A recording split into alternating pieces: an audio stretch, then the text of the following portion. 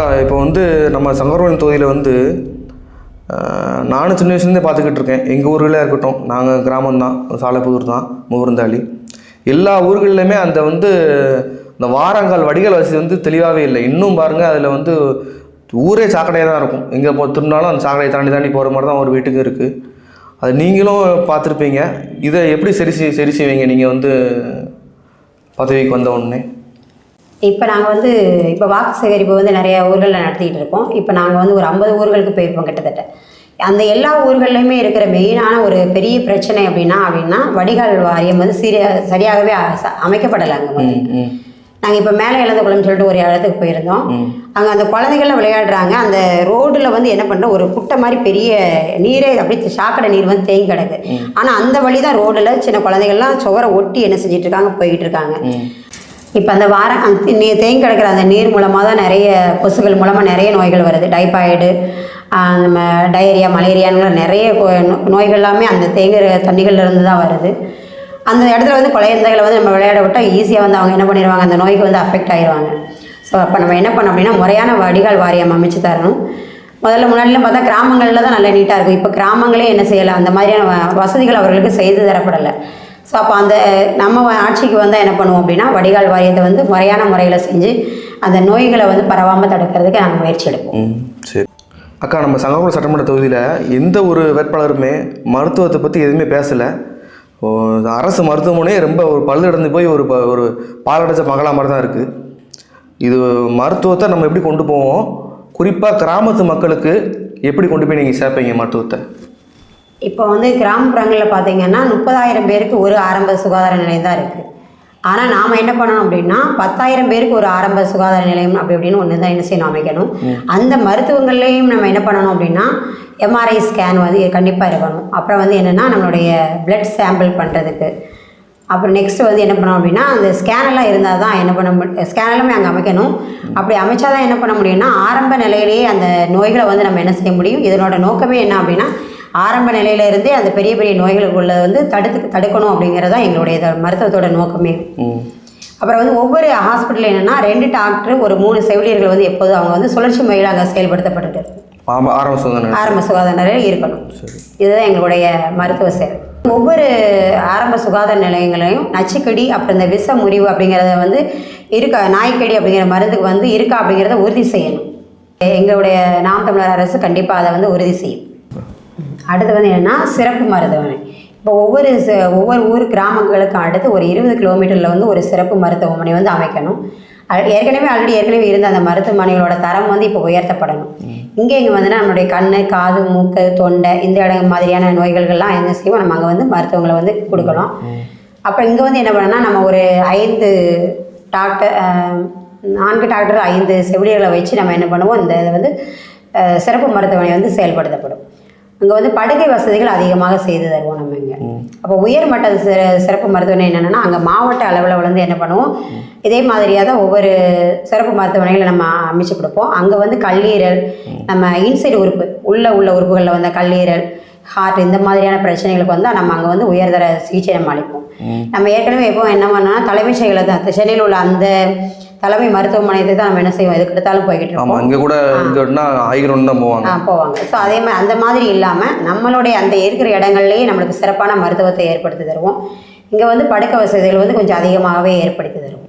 சரி அக்கா, அந்த புளியம்பட்டி மக்களுக்கு வந்து ஒரு பெரும் பிரச்சனையாக இருக்குது அந்த வந்து சாலை விரிவாக்கத்தால்.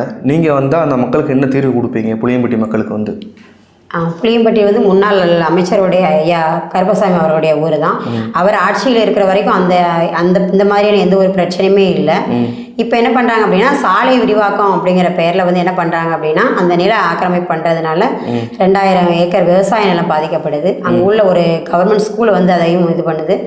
அப்புறம் வந்து அவங்களோட என்ன பண்ணுறாங்க அப்படின்னா வேற என்னது குளங்களா 3 குளங்கள் 3 குளங்கள் வந்து அங்கே வந்து என்ன செய்யுதுன்னு ஆக்கிரமிக்கப்படுது. அதனால் நான் என்ன பண்ணணும் அப்படின்னா அந்த புளியம்பட்டி கத்திரிக்காய் வந்து ரொம்ப ஃபேமஸான ஒரு இது. அந்த புளியம்பட்டியோட விவசாயியோட வந்து நம்மளுடைய சங்கரன் கோயிலுக்கு வந்து உணவு தேவை நிறைவுபடுத்துறதுல பெரிய முக்கிய பங்கு வகிக்கிறாங்க. ஸோ அதனால் நம்ம என்ன பண்ணோம் அப்படின்னா சாலை விரிவாக்கங்கிற பேரை அது அப்படி பண்ணாமல் அவங்களுக்கு ஒரு மேம்பாலம் வந்து கட்டி கொடுத்தா அவங்களுக்கு வந்து இந்த மாதிரி பிரச்சனைகள்லாம் இல்லாமல் இருக்கும். விவசாயம் வந்து பாதுகாக்கப்படும். சரி சரி. விவசாய நிலங்கள் பாதுகாக்கப்படும். சரிக்கா. அக்கா, நம்ம சங்கரன்கோவில் சட்டமன்றத்தில் வந்து இப்போ சங்கரன்கோவில் நகரத்தில் முன்ன இருந்த பேருந்து நிலையம் கூட பரவாயில்லாமல் இருந்துச்சு. இப்போ புது பேருந்து நிலையம் கட்டியிருக்காங்க. அது எப்படி சொல்லணும்னு தெரில. அது பேருந்தில் பயணம் பண்ணுற மக்களை பார்த்தோம் பரிதாபமாக இருக்குது, பள்ளி குழந்தைகளை பார்த்தாலும் பரிதாபமாக இருக்குது. இதை நீங்கள் எப்படி பார்க்குறீங்க? நீங்கள் ஏற்கனவே பயணம் பண்ணியிருப்பீங்க பேருந்துகளில், நம்ம ஊர் பஸ் ஸ்டாண்டில் பயணம் பண்ணியிருப்பீங்க, அதை பற்றி சொல்லுங்கக்கா. இப்போ வந்து நான் வந்து ஒரு விவசாய பெண்மணின்னு தான் சொல்லியிருந்தேன். நான் இப்போ எல்லா இடங்கள்லையும் கார்களெல்லாம் அப்படியெல்லாம் போகிறது கிடையாது. நானும் உங்களை மாதிரி சக மனிதர்களை மாதிரி மக்களை மாதிரி பஸ்ஸில் தான் பயணிக்கிறேன். நானும் பார்த்துருக்குறேன். இந்த பேருந்து நிலையம் முன்னாடி வந்து எப்படின்னா மக்களுடைய பாதுகாப்பாக இருந்துச்சு. அது அந்த நம்ம வணிக வளாகத்துக்குள்ளேயே ஒரு போலீஸ் ஸ்டேஷன் இருக்கும். அது வந்து நம்ம எந்த ஒரு தேவையான சடா நம்ம அங்கே கேட்டுக்கலாம். ஆனால் இப்போ வந்து அப்படி கிடையாது. இப்போ வந்து இது வந்து மக்களுடைய பாதுகாப்புக்காக இல்லாமல் இல்லை, அவங்க வந்து வியாபாரிகளுக்காக கட்டப்பட்ட ஒரு பெரிய காம்ப்ளெக்ஸ் மாதிரி தான் இருக்குது. அதில் உள்ளே இருக்கிற அந்த நவீன கட்டண கழிப்பறைன்னு இருக்குது, இன்னொரு கட்டண கழிப்பறை இருக்குது, சுத்தமானதாகவே இல்லை. அதுவும் இல்லாமல் அதை சுற்றி நம்ம பஸ் ஸ்டாண்டை சுற்றி இருக்கிறவங்கலாம் என்ன பண்ணுறாங்கன்னா தண்ணி குடிச்சிட்டு அங்கே வந்து குடிச்சிட்டு அந்த இடங்கள்லேயே தான் தூங்குறவும் செய்யாங்க. ஸோ அது வந்து நம்ம இந்த பஸ் ஸ்டாண்டு வந்து நம்மளுக்கு வந்து இந்த பேருந்து நிலையம் பாதுகாப்பானதாகவே இல்லை.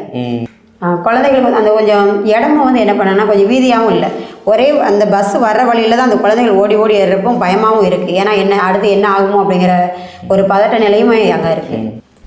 நீங்கள் இப்போ போய் பேருந்து நிலையம் போய் பார்த்தீங்கன்னா அங்கே சும்மா அங்கே குடிச்சிட்டு எல்லாம் படுத்து கிடக்கிறவங்க தான் அங்கே நிறைய பேர் இருப்பாங்க. மக்களுக்கு உரிய அந்த எந்த ஒரு பாதுகாப்புமே அங்கே கிடையாது. அது பக்கத்தில் பார்த்தீங்கன்னா பிளாஸ்டிக் கழிவுகள்லாம் நிறைய என்ன செஞ்சுருப்பாங்க, ஒரு குப்பை கூடை மாதிரி ஒரு இடத்துல போட்டிருப்பாங்க. அந்த இடத்துலையும் நல்ல ஒரு பேட் ஸ்மெல் தான் அடிக்கும். அது அந்த இடத்துக்கு போகவே முடியாத ஒரு சூழ்நிலையில் தான் இருக்குது. சுகாதாரமே இல்லை, சுகாதாரம் இல்லாமல் தான் இருக்குது. அப்போ அங்கே வந்து பாதுகாப்பே இல்லையா? ஆமாம், அந்த பேருந்து நிலையத்துக்கு பின்னாடி எல்லாம் நிறைய டியூஷன் சென்டர்லாம் இருக்குது. அங்கே முறையான மின்சார வசதி கூட அந்த இடங்கள்லாம் கிடையாது. அந்த மின்சாரம் இல்லாமல் எப்படி நம்ம வந்து பெண்களை வந்து அங்கே வந்து அனுப்ப முடியும்? பாதுகாப்பாக இல்லாத சூழ்நிலை தான் அங்கே நம்மளுடைய பேருந்து நிலையத்தில் இப்போ இருக்குது. அக்கா, இப்போ சங்கரன்கோயிலில் வந்து எலுமிச்சம்பழம் விவசாயம் அதிகமாக பண்ணுறாங்க. அவங்களுக்கு நீங்கள் என்ன திட்டம் வச்சுருக்கிறீங்க? எப்படி ஒரு வேலை வாய்ப்புக்கு நீங்கள் என்ன செய்வீங்க? இப்போ சங்கரன்கோவில் மற்றும் அதோட சுற்றுப்புற எல்லாமே பார்த்தா எல்லாமே இங்கே வந்து என்னென்னா எலுமிச்சை பயிரிடுறதாங்க. அப்போ அந்த எலுமிச்சை பயிரிடுறதுனா அதை வந்து ஒரு பாதுகாப்பான பதப்படுத்து கிடங்கள்லாம் இங்கெல்லாம் எதுவுமே கிடையாது. நாங்கள் ஆட்சிக்கு வந்து என்ன பண்ணுவோம்னா அந்த எலுமிச்சை மூலமாக என்ன பண்ணுவோம்னா எசென்சியல் ஆயில் பண்ணுவோம். அதை வந்து ரெடி பண்ணுற ஒரு தொழிற்சாலையை உருவாக்கி தருவோம். அப்புறம் நம்மளுக்கு தேவையான அந்த ஊறுகாய் அப்புறம் ஜாம் தயாரிக்கிற அந்த தொழிற்சாலைகளெல்லாம் நிச்சயமாக நாங்கள் வந்து ஆரம்பித்து தருவோம். மற்றும் அதுக்கடுத்து என்ன பண்ணோன்னா பூ தொழிற்சாலையை வந்து இங்கே அதிகமாக பயிரிடுறாங்க. அது வந்து என்னென்னா சில சமயங்கள் வந்து விலை போகும், சில சமயங்கள் விலை போகாது. ஸோ அப்போ அதை பயிரிட்ட அந்த பூ உற்பத்தி செய்கிற மக்கள் வந்து ரொம்ப பெரிதும் பாதிக்கப்படுறாங்க. அப்போ நாங்கள் என்ன பண்ணோன்னா அவங்களுக்கு தேவையானது என்ன பண்ணுறோம் அப்படின்னா வாசனை திரவிய தொழிற்சாலை நாங்கள் வந்து அமைச்சு தருவோம். அதன் மூலமாக அந்த ஃபேக்ட்ரியின் மூலமாக நிறைய அவங்களுக்கு வேலை வாய்ப்புகளையும் உருவாக்கி தருவோம். சரி சரி. அக்கா, குறிப்பாக அந்த சங்கரன்கோவில் நகரத்தில் வந்து நெசவாளர் பிரச்சனை வந்து நான் பிறக்க முந்தைய இந்த பிரச்சனை இருக்குது தொடர்ச்சியாக. கிட்டத்தட்ட காஞ்சிபுரத்துக்கு இணையாக இருந்ததுன்னு சொல்லுவாங்க. இது நீங்கள் எப்படி வந்தால் சரி பண்ணுவீங்க அந்த நெசவாளர் பிரச்சனைகளை? அதை பற்றி சொல்லுங்க.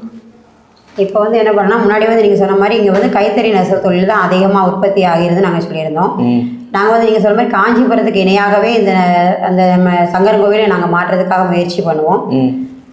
அவங்க வந்து உற்பத்தி பண்ணுறதை வந்து அவங்களே நேரடியாக வந்து இந்த அரசாங்கத்துக்கு வந்து நேரடியாக விற்கிற மாதிரி.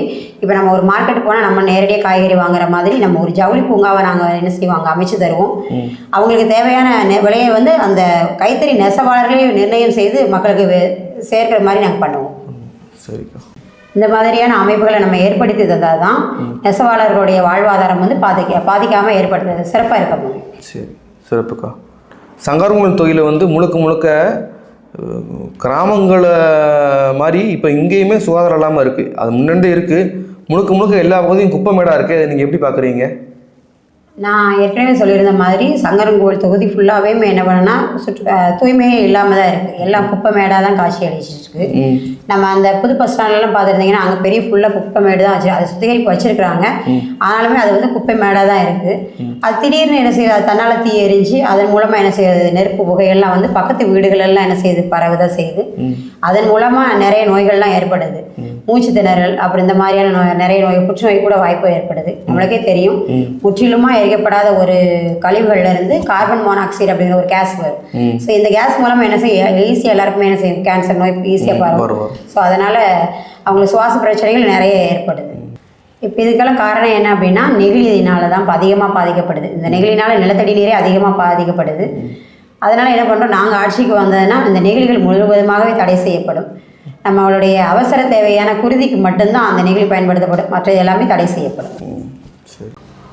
அதே மாதிரி சங்கரன்கோவில் சட்டமன்ற தொகுதியில் வந்து குறிப்பாக சங்கரன் நகரத்திலேயே சமூக சீர்கேடு அதிகமாக இருக்குது. ஆணவ படுகொலை அது இது நிறைய நடக்குதுக்கா. நீங்கள் அதை எப்படி பார்க்குறீங்க, அதுக்கு எப்படி தீர்வு கொடுப்பீங்க? இப்போ நம்ம வந்து மக்கள் கூடுற இடங்களில் கூட நம்மளால் பாதுகாப்பாக இருக்க முடியலை. நீங்களே சொல்கிறது ரைட்டு தான். இதுக்கெல்லாம் காரணம் என்ன அப்படின்னா அந்த நம்ம சொல்கிற மாதிரி அந்த மது போதைகள் தான். சின்ன குழந்தைகளை என்ன செய்கிறோம், குடிக்க வச்சுட்டு அவனுக்கு ஏதாவது என்ன செய்ய அருவா கொடுத்து அவன் வந்து ரீல்ஸ் போடணுங்கிற அந்த முகத்தில் என்ன பண்ணுறான், அவனுக்கே தெரியாமையே வந்து இப்போ நிறைய ஒரு நிகழ்ச்சி கூட பார்த்தோம். தண்ணி அடிச்சுட்டு அது அவனுக்கே இப்போதே தெரியாமல் தான் ஒரு தினம் போட்டு என்ன செஞ்சுட்டாங்க, ரீல்ஸ் முகத்தில் வெட்டிட்டாங்க. அப்போ இதெல்லாம் இந்த சமூக சீர்கேடெல்லாம் நடக்கணும்னா அதுக்கு அடிப்படை முதல்ல நம்ம நிறுத்த வேண்டியது நம்மளுடைய சாராய கடைகளை முதல்ல மூடுறது தான். சரிக்கா. அக்கா, நீங்கள் வந்து சங்கரன்கோவில் தொகுதியில் வந்து கிட்டத்தட்ட ஒரு 4 முனை போட்டிங்காங்க. நம்ம 2 முனை போட்டி தான் பார்க்குறோம். திராவிடத்திற்கும் தமிழ் தேசியத்துக்கு தான் போட்டியே, தத்துவத்துக்கும் திருட்டுக்கும். இப்போ வந்து 4 வேட்பாளரில் 3 பேர் ஆண்கள், ஒரு பெண் மட்டும்தான், ஒரு பெண் புலி நீங்கள் தான். நீங்கள் அதை எப்படி உணர்றீங்கக்கா அதை? இப்போ இந்த தேர்தலில் வந்து என்னை எதிர்த்து போராடுற எல்லாருமே பார்த்தீங்கன்னா நீங்கள் தான் சொன்னீங்க திராவிடம்னு. அவங்க வந்து என்ன பண்ணாங்கன்னா நிறைய குவாரிகளை வச்சு தான் சம்பாதிச்சு தான் என்ன செய்கிறாங்க, இந்த அடுத்த நிலைக்கு வந்திருக்காங்க. இப்போ ஒரு 5 குவாரி வச்சுருந்தாங்கன்னா அவங்களோட நிலை என்ன மாறும்னா அடுத்த வருஷம் வந்திருந்ததுன்னா 50 குவாரியாக மாற்றுவாங்க.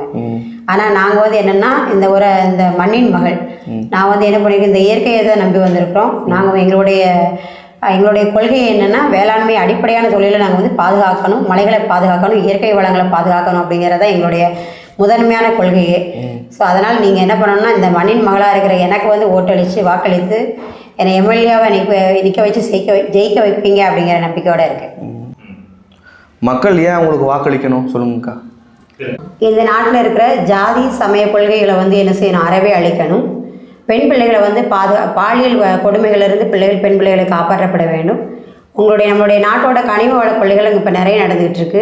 அந்த கனிம வள கொள்ளைகளை தடுத்து இயற்கை வளத்தை வந்து நம்ம என்ன செய்யணும், போற்றணும். ஸோ அதனால் என்ன பண்ணால் இந்த இதெல்லாம் பாதுகாத்து உங்களுடைய அடுத்த தலைமுறைக்கு உங்களுடைய பிள்ளைகளுக்கு நீங்கள் முறையாக கொண்டு செல்லணும்னா நீங்கள் வாக்களிக்க வேண்டிய ஒரே சின்னம் நாம் தமிழர் கட்சியின் விவசாய சின்னத்திற்கு மட்டுமே. நன்றி. அன்பு உறவுகளே, இந்த 70 ஆண்டு காலமாக எத்தனையோ பேருக்கு ஓட்டு போட்டிருப்போம். இந்த முறை வந்து ஒரு நம்பிக்கையான ஒரு பெண்ணுக்கு நீங்கள் வாக்கு செலுத்துங்க. பெண்களுக்குரிய பாதுகாப்புக்கு ஒரு பெண்ணுக்கு வாக்கு செலுத்துங்க. குறிப்பாக அக்கா கவிதா அவர்களுக்கு விவசாய சின்னத்திற்கு நாம் அனைவரும் வாக்கு செலுத்துவோம். இது இறை தமிழர் வாழ்வியலும் வரலாறு.